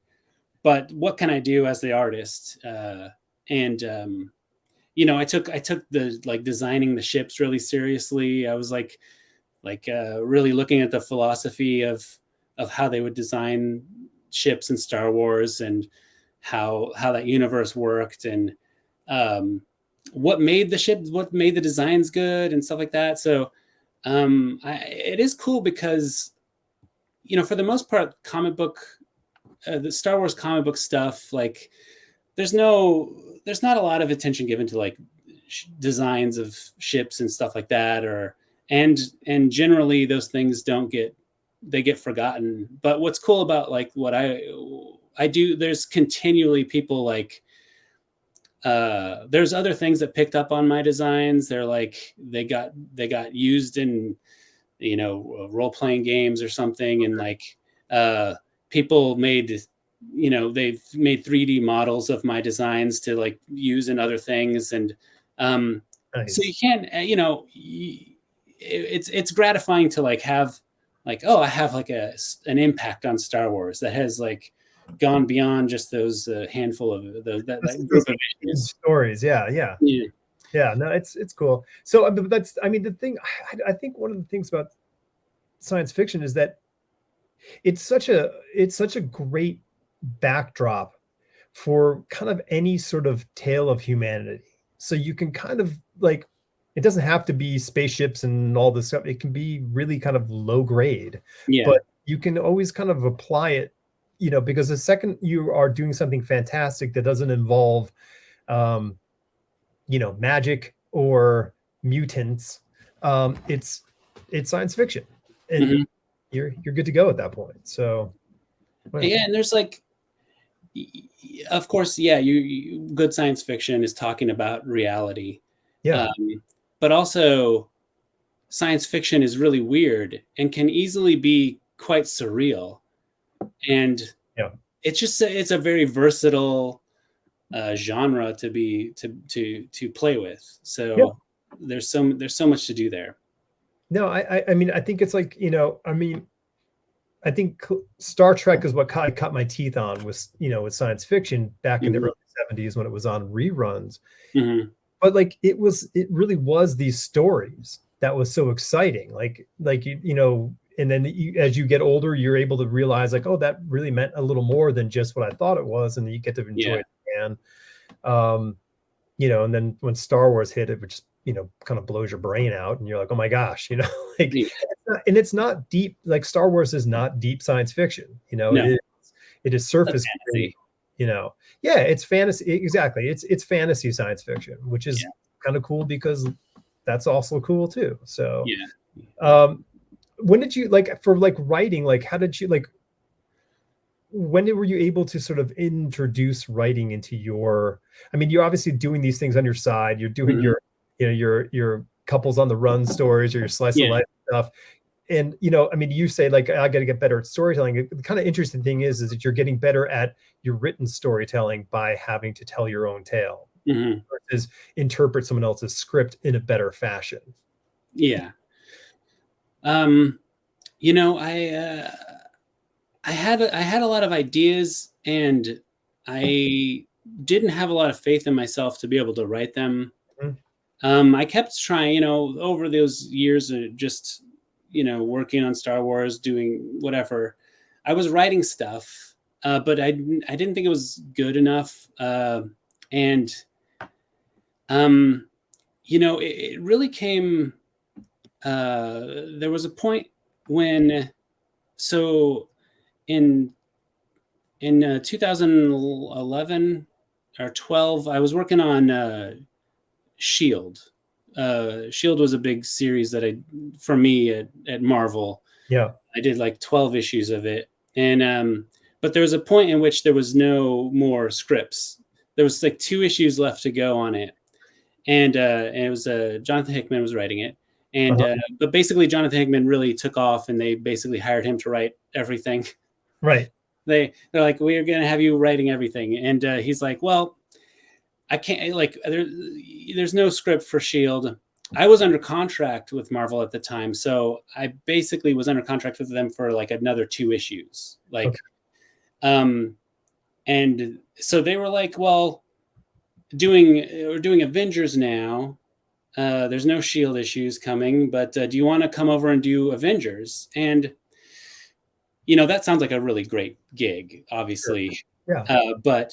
But at the time, to me, Shield was a much better gig because it was, despite having the same title as of Shield, there was a lot of creativity. It was a lot of stuff that I was getting to make up. It wasn't just drawing characters that already exist and everybody's drawn before. It was my stuff. Yeah. It was our stuff, me and Hickman's. It was almost like an indie book in a way. It may be closer to what he does at Image. Yeah. But to go to basically have no choice, I had no choice. As good as the Avengers gig is, I had no choice but to go, okay, I guess that's what I'm drawing now. Because I'm under contract, there's no better choice than that. So, I'll do that. And, but there was something about that scenario that frustrated something in me. And I just started I was like, I just have to do my own thing. I've got to finally just put one foot in front of the other and do that. Yeah. Up until then, in the past, I pitched a series to Dark Horse when I was, I pitched, when I was interning at Wildstorm, Wildcats Volume 3 was coming to an end. I pitched a Volume 4. I was like, let me do it. Of course, they didn't. They weren't going to give their. You didn't give the intern the whole thing? That's surprising. They weren't going to give the flagship series to the intern. Yeah.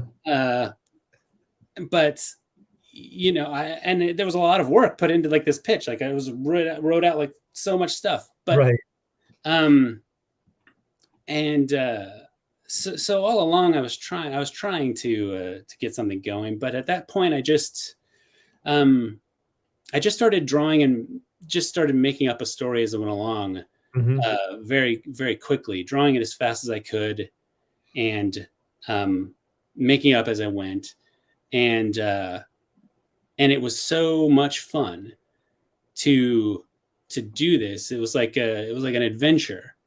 It was like so while I was doing, and I just started putting this stuff online, and it became what it was is it was a story that I'm still working on. In fact, it's what I'm working on right now. Okay. It's called Omnicycle, and it's part of what's in Paklis. It's but literally, it's been something that I'm just flying by the seat of my pants. It's like the most pure comics making I've done, and I mean, at this point, I have to think ahead because I have to start working towards an ending. Right. But for a long time, like I did issues and issues worth where I don't know what's happening on the next page, Right. and it's jazz comics.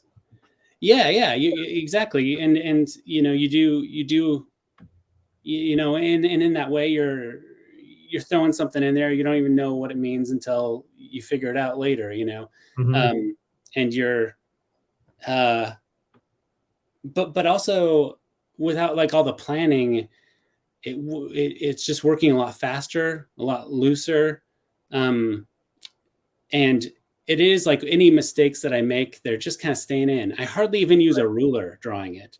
Yeah. Um, it is maybe like the most in a way, it's almost me showing off the most Okay. because it couldn't look as good as it does if I hadn't put so much work into getting good. Right. Um, because it is, I don't use an eraser on it. Right. Like whatever I draw, that's what it is. Gotcha. And so I have to have some confidence in it, or just a lot of times the only way that I can keep going is to go like sometimes I'll get frozen up on it because I'm like, this has to be good, but I don't know how to make it good, and I don't know what I'm going to do. And the only way that I can get past it is go like, it can suck, Yeah. and then Yeah. and It's I so go like, it's okay if it sucks, and then I do it, and I'm like, you know what, it doesn't suck. It's yeah. actually good, and it's Well, yeah, it's interesting. The two things that are interesting about that is that because that it's okay to suck is sort of like the mantra of that a writer needs when it comes to sitting down and writing something. It's okay. It's okay. It sucks because you can yeah, fix it. But with comic books, it's when you're drawing a comic book page, it's not exactly something you can just go, I can fix it. So your solution of fixing it is working around whatever might be you would consider the weak part, the mistake that you made or whatever. Like, oh shoot, I did not mean that pen mark to go there. Got to figure it out. Just keep going. well, I mean, there is a kind of um even it's all drawn pencil, even though I'm not erasing. Right. But there is a way of even kind of futzing with a little line and making it, you can or you can just scribble that part out or whatever. And I am coming back and coloring them, although I'm not erasing any of the lines that I did. There's some reshaping you can do with the Fixing it in post. Yeah. yeah, and also as far as like the story goes, a lot of times I'm writing just the first draft of the script as I'm drawing off on another piece of paper. And that's like the first draft. And there's so much you can do with scripts. You can change the intention of an entire scene by changing the words that people are Oh yeah. saying. Oh, for sure. I mean, every bad thing that comes back, you're like not I should say bad, but where you're not thrilled with, and you look at it, go like, okay, well, you have this sort of this rescue patch. Like I can Mhm. change it with the words, and then Yeah. it's So like dubbing. there is a little bit of I can fix things to some degree. Yeah, yeah. It's I mean, it's interesting. I mean, I like what I think is really interesting is how you're challenging yourself within sort of a, it's like, okay, here are my constraints, and I'm going to work in this. I'm going to work like this because rather Mhm. than saying I'm going to write a whole script out and then I'm going to then pencil it and ink it and color it, like Mhm. that's you have all these stages of sort of, of covering your own mistakes or your butt and improving as you move along through those phases. But this is much more of a kind of electronic music approach. It's a really an immediate kind of world, that you're kind of living in when you make Yeah. But yeah, it it did help me get some more confidence yeah. in writing. It also kind of showed people that I could write, I could make a story happen. And that led to getting, some of those, like an editor at Marvel who I've let it be known, like I would like to do more writing, or if you have like some short thing, maybe I could write that. And so doing this thing and putting it online did, an editor was like, well, hey, we've got this. At that, the first thing was, there was a Edge of Spider-Verse thing, like I guess 2015. Okay. And what they were doing then was they were going to do an issue with a creative team on each issue, and it was going to show some different version of Spider-Man in a different universe. Okay.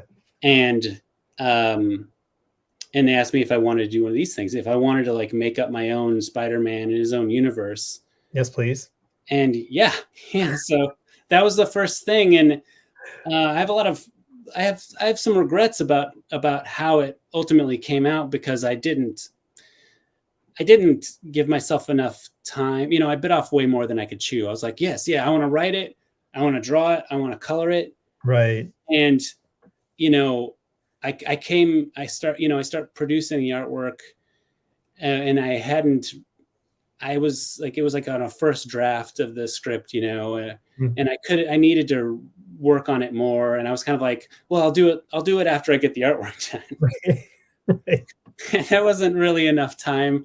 Also, I had so many ideas. I'm like loading ideas into it that don't necessarily all fit. Yeah. There's a lot of ambition to it, and ultimately, I'm one of these artists who I like my old stuff, because most of the time I don't really view it as being mine.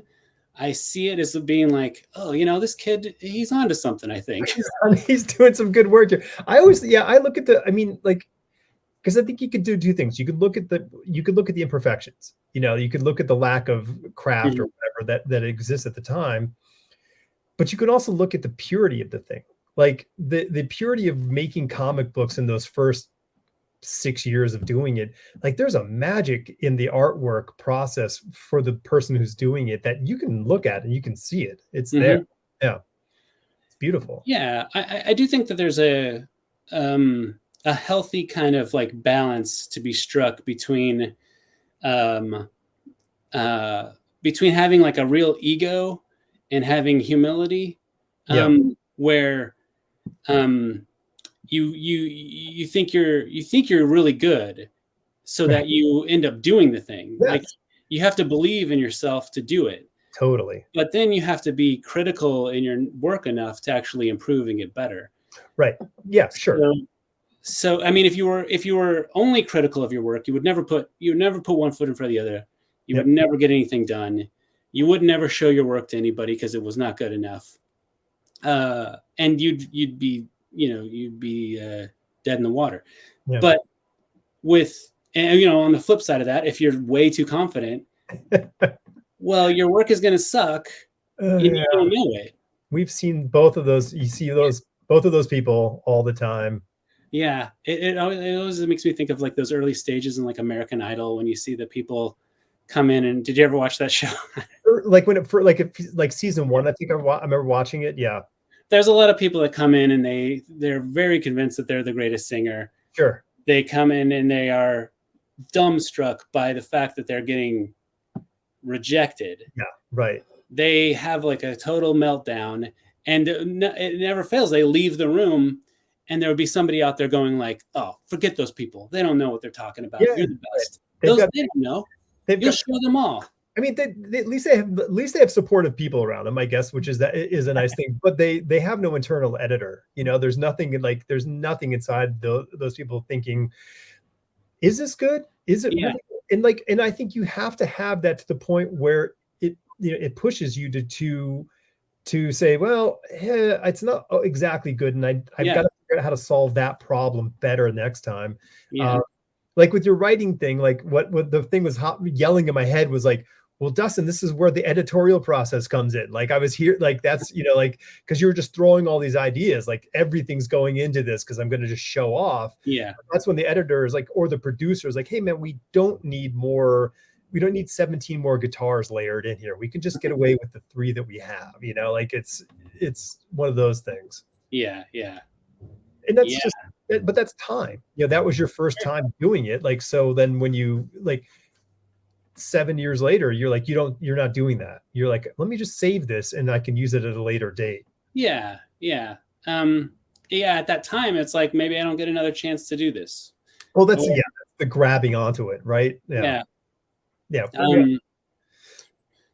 But so I do look at my stuff and I do see what needs to be improved, but that's a problem, for while I'm working on something, I have that you go on like that teeter-totter or something where you're like, this sucks. This really sucks. And then you reach a point, you're like, you know what? It's not too bad. It's kind of good. I think I like this. And then you imagine you're done and you're like, okay, this is going out.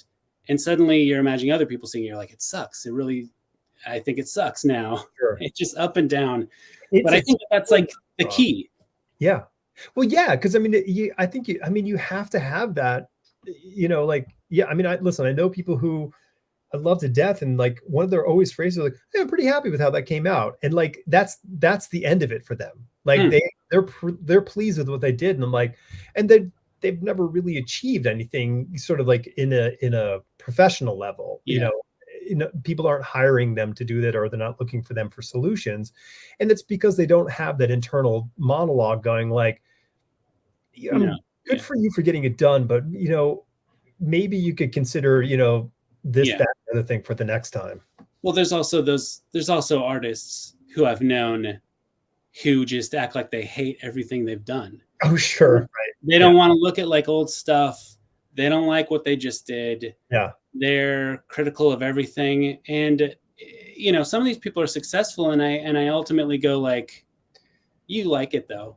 Yeah, they got to. You do. Stop lying. I'm calling Mike Mignola out as the worst actor in this whole one, because like all Mike used to ever do is he'd be hanging out, talk with them, and he's like, oh, and he'd want to take a look at your work, and so he's looking through your book, and all he would say is like, oh, you're so good, you can really draw, blah blah blah. And not he's saying this to me specifically, he's saying this to everyone that I've ever been around with him.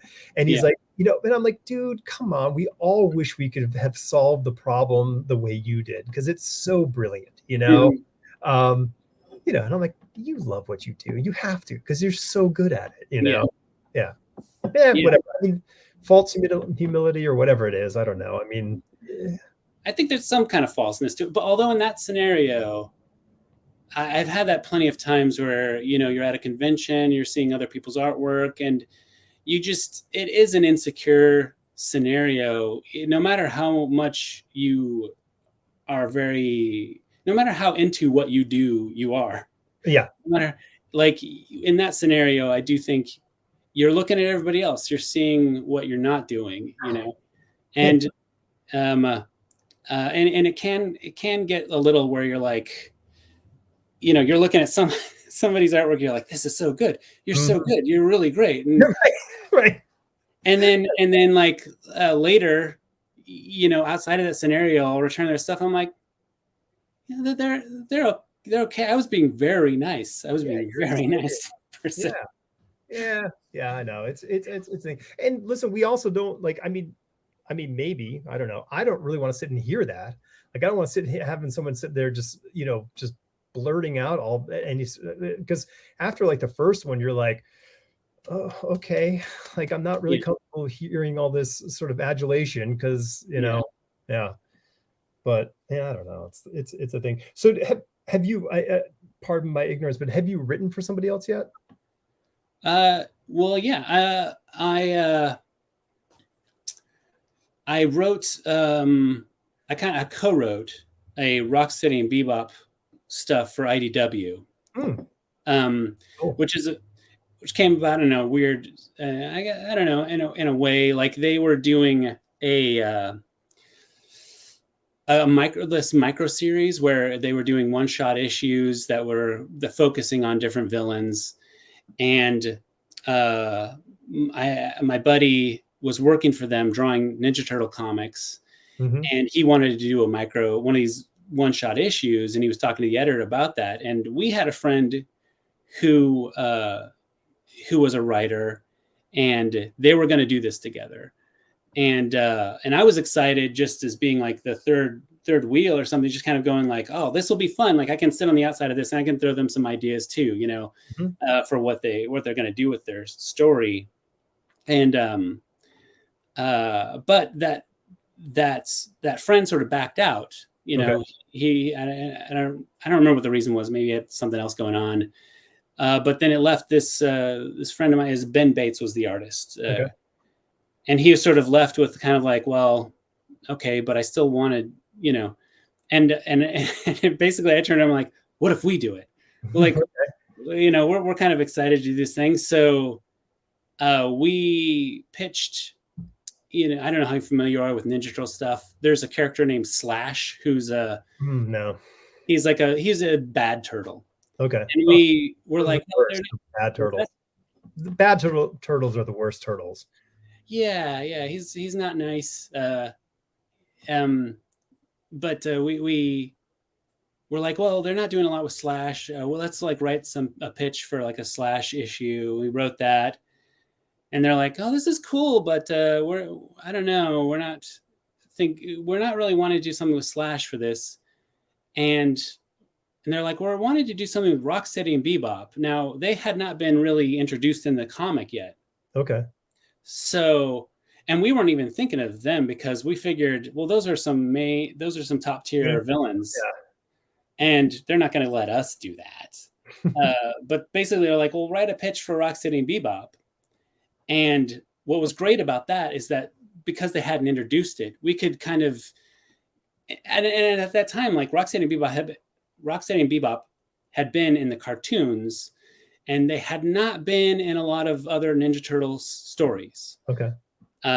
So there was a lot of room to interpret them, to create our version of them, and we took it really seriously, you know. And we wrote that issue, and he drew it, and I drew some backgrounds. We both like colored it together. Cool.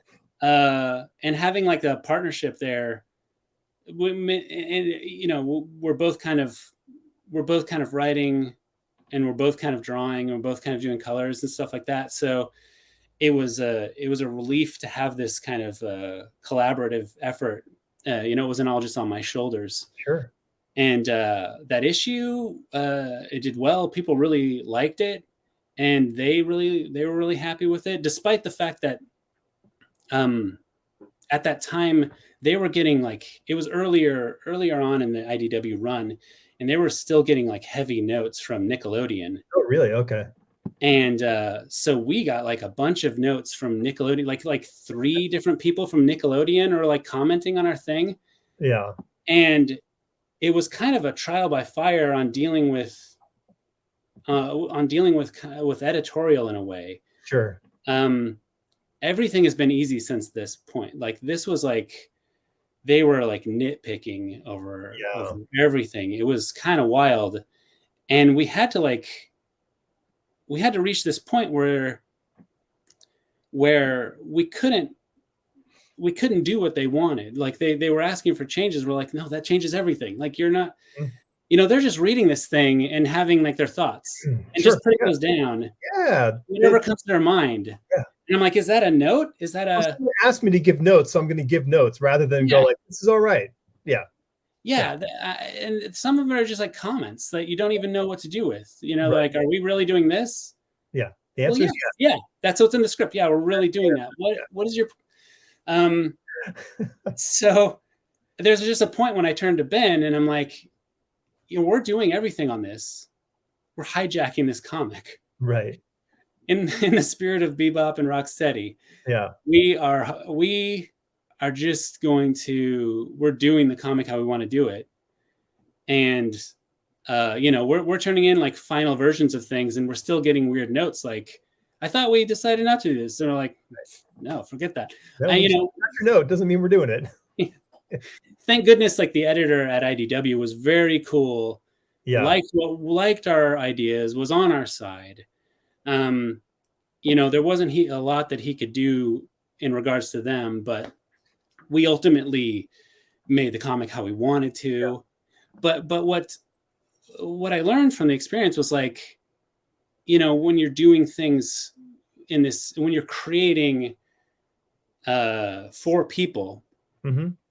they are going to they might want a lot of changes. They might want to like really control you, but if you care about what that thing is, you have to be able to put up a fight. Yeah. And a lot of working for Marvel or whatever, you don't get a lot of like notes other than fitting into some continuity ideas that they have going on. They are interested in you being happy as a creator, Yeah. but sometimes you need to fight for what you think is the thing to do, and we had to fight, and it was weird. It was a weird thing. Licensing books can be products, can be that they're tougher, Yeah.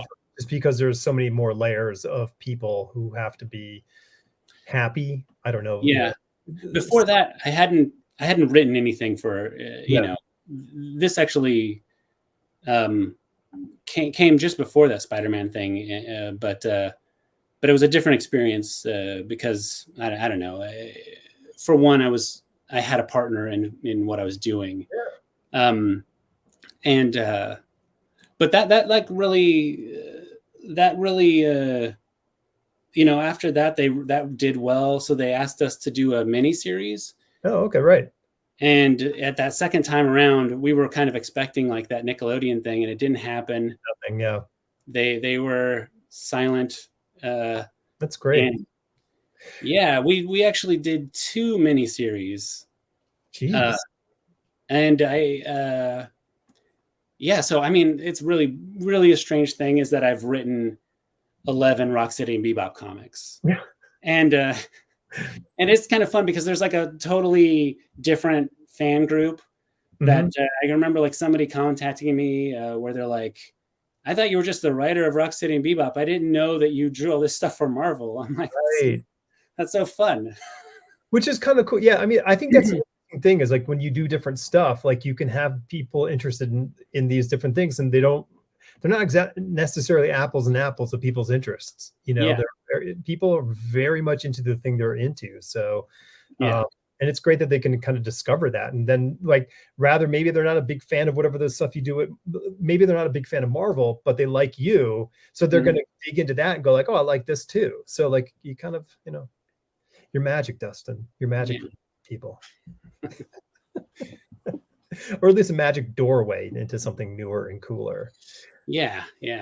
So what can people what's coming out for people to look at? I mean, we're looking at a New Year thing for Paklis, right? Yeah.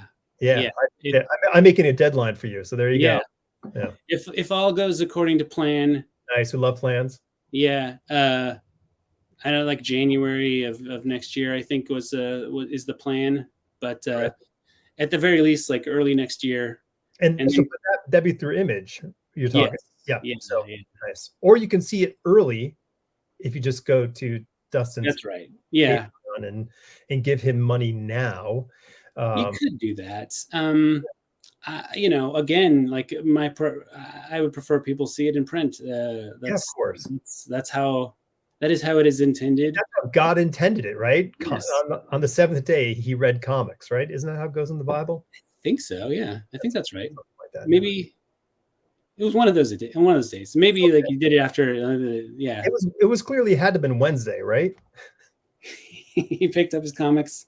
Yeah, he picked up Wednesday, the following Wednesday. Yeah, that's how it went. That's awesome, man. This worked. We actually were able to speak. Yeah, we've reached the end. I know, it's amazing. I mean, no frustrations, no screaming and yelling, no smashing of computers Has there happened. even been any lag? I think we're We've been pretty good. I mean, audio wise, I've not noticed a single bit of lag. So yeah. it's been pretty steady and smooth the whole time. So well done. Yeah. Golf clapping all the way through. Yeah, keep posting, keep being the jerk and posting stuff and showing off on Twitter. We all, I love it. I don't know. Me and Mark Lamming, we want to see that all the Yeah. time. I'll That's do it for you guys. yeah, do it for us. Mm-hmm. Nobody else. Yeah, I really honestly can't wait for the new book to come out. And Thanks. yeah, and you got stuff brewing for more Turtles stuff? No, the 11 issues was kind of enough for me. Okay. If they were like, you want to do more, the only idea that I had during that time is when they did a crossover with Ninja Turtles and Batman. They did a couple. Yeah, sure. Yeah. I wanted to do like just maybe an issue of Rocksteady and Bebop and Lobo. Ooh, that'd be fun. Yeah, I'd want it to get really violent. I would be like old school, like back when Simon Bisley was drawing that shit. Sure, that'd be dope. Yeah, I love it. Love it. All right, and then you have other stuff. I'm assuming you have things in the pipeline that you're sort of some covers. I still do some covers for Marvel. I'm working on some covers for another like a run of Strange Academy. Okay, yeah. I'm doing the trading card variant covers. Have you seen the trading card variant covers where they make? I love the idea. I love it. They make a variant cover that looks like an old trading card, and they get some, So it'll be like a Series 1 Marvel trading card. So you're getting to relive your childhood now on the covers. It's this is totally in my wheelhouse. I can do that. And you got to draw it like as if it was 1992. Well, I'm not doing that, but I am drawing it at a slightly reduced size because I think, of course, the artwork for those cards is drawn smaller. Yeah, I think it's not drawn 11 by 17. Yeah, we did the artwork like that big. It wasn't that big for that stuff. Yeah. I'm drawing it at about print size. Is how I'm doing it. But okay, they've done some other variant covers of these trading card covers with other artists, and my criticism has been like, it doesn't look like card art. Nice. It looks like it happen, dude. Yeah. Do it. I can't wait. All right. Well, this is fantastic, man. I really appreciate you taking the time. Yeah, it's fun. Yeah, man. And go to find Dustin Weaver 12 Twitter. He's out there doing the thing. Until next week, everyone. Bye-bye. And